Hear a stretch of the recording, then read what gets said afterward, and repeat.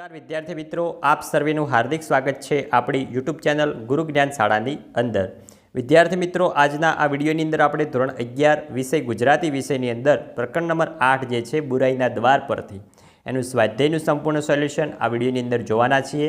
તો વિડીયોને મિત્રો તમારે સ્કીપ કર્યા વગર છેલ્લે સુધી પૂરેપૂરો જોવાનો છે।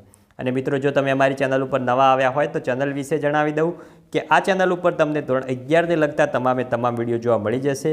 જેથી કરીને જો તમે હજુ સુધી અમારી ચેનલને સબસ્ક્રાઇબ ના કરી હોય તો અચૂકથી સબસ્ક્રાઇબ કરી દેજો।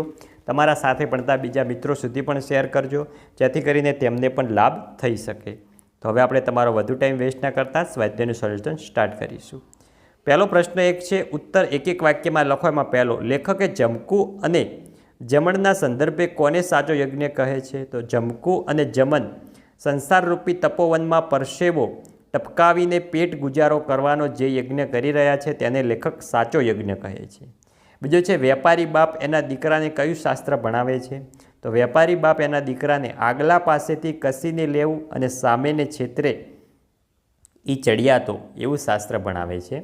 ત્રીજો છે, એક ચીર લેતી શેઠાણીને જોઈને જમકુને શું સાંભળી આવ્યું? તો જમકુને એક એક પલકે પોતાના મહેનતને ઉછરેલો વાડો, મથી મથીને ગાળેલી કુંટીઓ અને માટલે સારીને 3 મહિના સુધી લગલગાટ પાયેલ પાણી સાંભળી આવ્યા।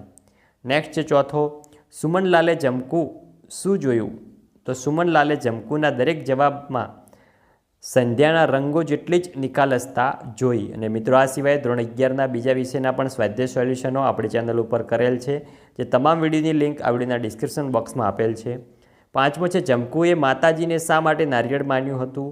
તો અંધારી રાતે રસ્તામાં કોઈ તેનો પીછો કરીને જાનમાલને નુકસાન ન પહોંચાડે એટલે જમકુએ માતાજીને નારિયેળ માન્યું હતું। બીજો છે, નીચેના પ્રશ્નોના 2-3 વાક્યમાં ઉત્તર લખો। એમાં પહેલો, માતાએ સે પૂરી છે એવું જમકુને ક્યારે લાગ્યું? તો બુરાઈના દ્વાર પરથી નવલિકામાં લેખક ઝવેરચંદ મેઘાણીએ શ્રીમંતોની શોષણખોર સંસ્કૃતિ, સ્વાર્થી અને સંવેદનહીન મનોવૃત્તિ અને વિકૃતિને છતી કરી છે। જમકુ અને જમન જીભડા વેચવા બેઠા હતા, બેઉ પરગામવાસી હતા, ધૂપમાં બેઠા હતા, ધૂળના વંટોળ ઉડી રહ્યા હતા। બંને ગરીબ છે પણ બેઉના મોં પર આનંદનો ઉજાસ મલકતો હતો। 4 દિવસથી જીભડા વેચે છે ત્યારે હવે 2 ફાટ જીભડા વેચવાના બાકી છે। જમકુ કહે છે કે 2 દિવસના રોટલા સાથે લાવી હતી, પરંતુ કરકસર કરી 4 દિવસ સુધી રોટલા ખાધા, હવે 2 વખત જેટલા વધ્યા છે, એટલે જમકુને એવું લાગે છે કે માતાજીએ તેમની સે પૂરી છે। બીજો છે, રૂના સટ્ટા રમનાર વેપારીએ જમકુને પોઠી પાડતા શું કહ્યું? તો જ્યારે ખેસ તારી વેપારીઓ મફતના ભાવે જીભડા માંગ્યા ત્યારે જમકુ વેપારીને પોતે કમરના મણકા પણ તૂટી જાય એવી તનતોડ મહેનત કરીને જીભડા પકવ્યા છે તેમ જણાવે છે। ત્યારે વેપારીએ જમકુને પોઠી પાડતા કહ્યું કે મહેનત વગર કાંઈ થોડો રોટલો મળે છે। અને મિત્રો, ધોરણ 11ના અમારા વોટ્સઅપ ગ્રુપની અંદર પણ તમે જોડાવાનું ભૂલતા નહીં, જે વોટ્સઅપ ગ્રુપની લિંક વિડીયોના ડિસ્ક્રિપ્શન બોક્સમાં આપેલી છે। તે વોટ્સઅપ ગ્રુપની અંદર તમને આવનારી પરીક્ષા અને તમામ IMP વિડીયો જોવા મળી જશે। બીજો છે, જમનને દાજે ભરાયેલો જોઈ જમકુએ શું કર્યું? તો એક બાઈ રૂમાલ લઈને જીભડા ખરીદવા આવે છે। આ નિર્દય સ્ત્રીએ આવા ગરીબ પાસે જીભડા લેતી વખતે નમતું જોખાવીને શેરના પૈસા આપી 1.5 શેર માલ પડાવી લે છે। આટલું ઓછું હોય તેમ પાકા જીભડામાંથી એક ચીર પણ મફતમાં લઈ લે છે। ત્યારે જમનને દાજ ચડે છે।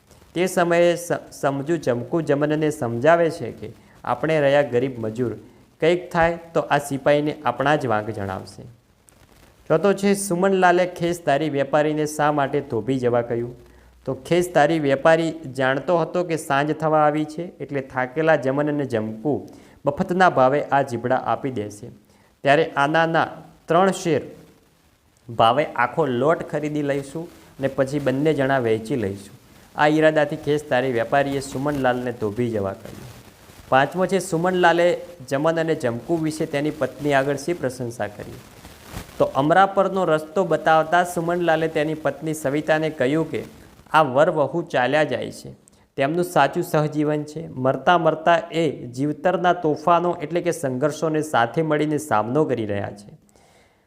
સહનાવતું સહ નવ ભુનક્ષુ સહવીર્યમ કરવા વહે, એટલે કે સાથે રહેવું, સાથે ભોજન કરવું। એ શ્લોકને સાચા અર્થમાં જીવનાર તો આ દંપતી જ છે।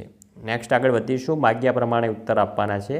તો જમકુ અને જમપનનો દાંપત્ય પ્રેમ પાઠના આધારે સમજાવવાનો છે. તેનો સંપૂર્ણ જવાબ આપેલો જ છે, જે તમે વિડીયો સ્ટોપ કરીને મિત્રો તમારે લખતા રહેવાનું છે. નેક્સ્ટ આગળ વધીશું. નેક્સ્ટ છે બીજો કે શ્રીમંત લોકોની શોષણ વૃત્તિ અને સંવેદનહીનતા તમારા શબ્દોમાં વર્ણવો. એ પ્રશ્નનો પણ સંપૂર્ણ વિસ્તૃત જવાબ આપેલો છે, જે તમારે વિડીયો સ્ટોપ કરીને લખી લેવાનો છે મિત્રો.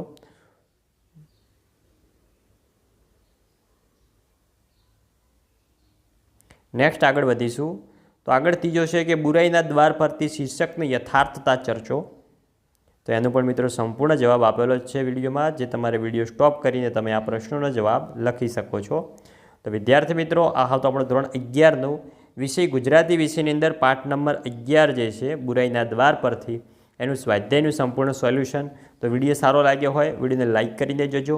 ચેનલ ઉપર નવા હોય ચેનલને પણ અચૂકથી સબસ્ક્રાઈબ કરીને જજો. મળીશું આવનાર વિડીયો સાથે. ત્યાં સુધી આવજો. જય હિન્દ, જય ભારત.